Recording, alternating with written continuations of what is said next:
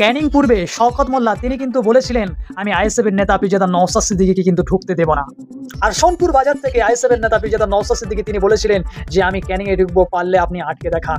আজ সেই রক্তদান শিবির ক্যানিং এ, তাই নওশাদ সিদ্দিকী আসলেন, শওকত মোল্লা কোথায় তো আটকাতে পারলো না, কিন্তু মানুষের জনজোয়ার, মানুষের ঢল। চলুন দেখে আসি ভিডিওটা এবং মঞ্চ থেকে সেখান থেকে নওশাদ সিদ্দিকী তিনি কি বলছেন অকাদ নিয়ে। চলুন দেখে আসি ভিডিওটা, আপনারা বেশি বেশি পরিমাণে শেয়ার করে আমাদের পাশে থাকবেন। সংশোধনী আইন করে কেন্দ্রের বিজেপি সরকার বকলমে আপনার মসজিদ, আপনার মাদ্রাসা, আপনার ঈদগাহ, আপনার কবরস্থান কেড়ে নেওয়ার অপচেষ্টা চালাচ্ছে। আর সেখানে মমতা ব্যানার্জি বলেছিলেন আমি থাকতে পশ্চিম বাংলায় এই আইনকে লাগু হতে দেব না, কিন্তু মমতা ব্যানার্জি এই কেন্দ্রের বিজেপির আইনকে মেনে নিল। আপনার এলাকার লোকাল বিধায়কের ভূমিকা কি? আপনার মাদ্রাসা বাঁচানোর জন্য, আপনার মসজিদ বাঁচানোর জন্য, আপনার কবরস্থান বাঁচানোর জন্য, আপনার ঈদগাহ বাঁচানোর জন্য কোনো ভূমিকা আছে? আপনি ওই জনপ্রতিনিধিকে লাভ কিছু হবে? আমি আপনাদের জানিয়ে যাই, আপনার বিধায়কের উচিত ছিল সুপ্রিম কোর্টে গিয়ে একটা মামলা করা। ভাঙড়ের বিধায়ক নওশাদ সিদ্দিকী সুপ্রিম কোর্টে গিয়ে মামলা করেছে। আপনাদের মাদ্রাসা, আপনাদের মসজিদ, আপনাদের ঈদগাহ এখনো যে যতটুকু সুরক্ষিত আছে অন্য কারোর জন্য নয়, আমাদের মতো গুটি কয়েক মানুষ যারা মামলা করে এখনো পর্যন্ত টিকিয়ে রেখেছি।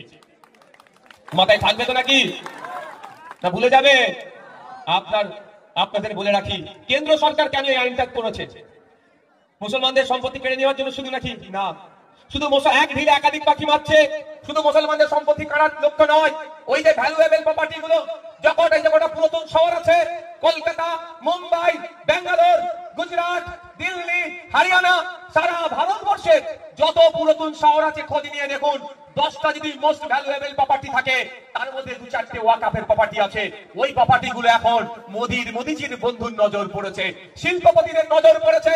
ওখানে তারা স্টার হোটেল বানাবে, আমোদ প্রমোদের জায়গা করবে, কিন্তু এমনি ভাবে তো কেড়ে নিতে পারে না। তাই মোদির বন্ধুর পছন্দ হয়েছে, বন্ধুকে গিফট করার জন্য মোদিজি এখন আইনের মাধ্যমে কাটতে চাইছে।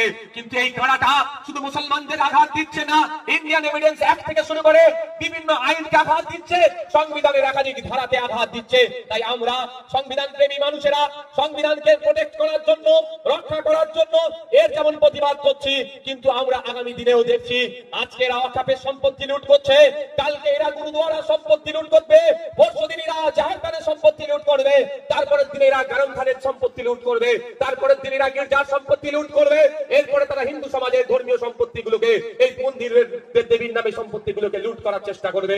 তাই শুরুতেই যদি না একে আটকে দেওয়া যায়, এরা আগ্রাসী এই ফ্যাসিস্ট সরকার একটাও ধর্মস্থলের জায়গা সুরক্ষিত রাখবে না। সবটাই ব্যক্তিগত স্বার্থ চরিতার্থের জন্য দখল করে নেবে নতুন আইনের মাধ্যমে। গত কয়েকদিন আগে দেখছিলাম যে বিভিন্ন পেপার পত্রিকাতে, বিভিন্ন সোশ্যাল মিডিয়ার